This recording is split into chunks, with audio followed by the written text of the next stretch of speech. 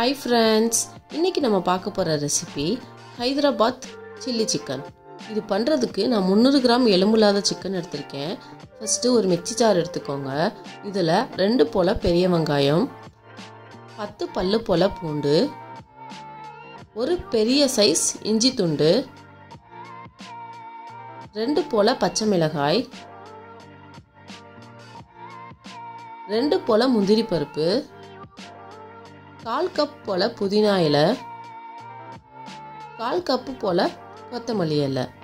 இதில் கொஞ்சமாக தண்ணி சேர்த்து நல்லா பேஸ்ட் மாதிரி அரைச்சி எடுத்துக்கோங்க. ரொம்ப தண்ணியாகவும் இல்லாமல் ரொம்ப கெட்டியாகவும் இல்லாமல் மீடியம் பதத்துக்கு இந்த அளவுக்கு இருக்கணும். இப்போ பேஸ்ட்டு ரெடி.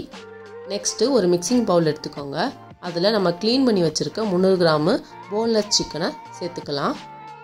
இதில் ஒரு 3 டேபிள் ஸ்பூன் அளவு தயிர் சேர்த்துக்கோங்க. நெக்ஸ்ட்டு 1/2 டேபிள் ஸ்பூன் அளவு மஞ்சள் தூள், சிக்கனுக்கு தேவையான அளவு உப்பு, அதுக்கப்புறமா நம்ம அரைச்ச பேஸ்ட்டு எல்லாத்தையும் சேர்த்துக்கோங்க. சேர்த்து ஒரு 2 நிமிஷம் போல் நல்லா மிக்ஸ் பண்ணி விட்டுருங்க.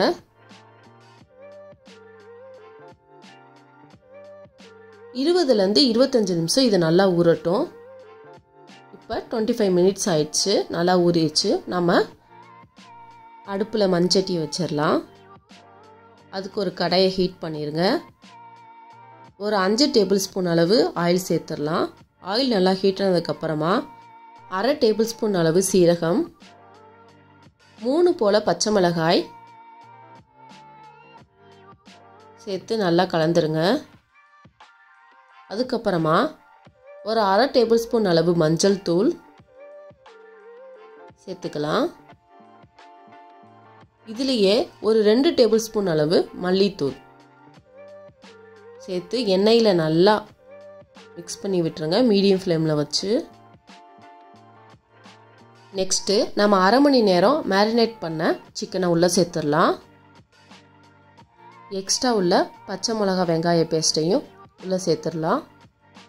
சேர்த்துட்டு ஒரு 5 நிமிஷம் போல் மீடியம் ஃப்ளேமில் வச்சு நல்லா மிக்ஸ் பண்ணி விடுங்க.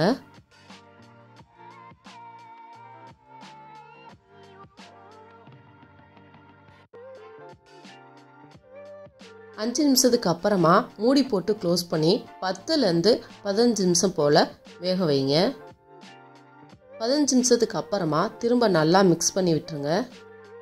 ஒரு 2-3 தடவை நல்லா மிக்ஸ் பண்ணி வேக வைங்க. இப்போ திரும்ப மூடி போட்டு க்ளோஸ் பண்ணிவிட்டு ஒரு 5 நிமிஷத்துக்கு அப்புறம் ஓப்பன் பண்ணி பார்க்கலாம். கறியெல்லாம் நல்லா வெந்து கிரேவி வந்து சூப்பராக ரெடி ஆயிடுச்சு. இப்போ இதில் ஒரு 2 டேபிள் ஸ்பூன் அளவு கரம் மசாலா தூவிட்டு நல்லா கலந்து விட்டு ஒரு 2 நிமிஷம் மட்டும் கொதிக்க வச்சா போதும்.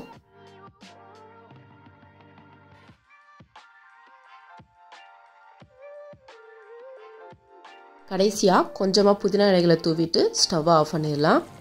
இந்த வீடியோ உங்களுக்கு பிடிச்சிருந்தா லைக் பண்ணுங்கள், ஷேர் பண்ணுங்கள், கமெண்ட் பண்ணுங்கள். மறக்காமல் அர்ஃபான் கிச்சன் சேனலை சப்ஸ்கிரைப் பண்ணுங்கள். ஈஸியாக சமைக்கலாம், ருசியாக சாப்பிடலாம். Bye bye.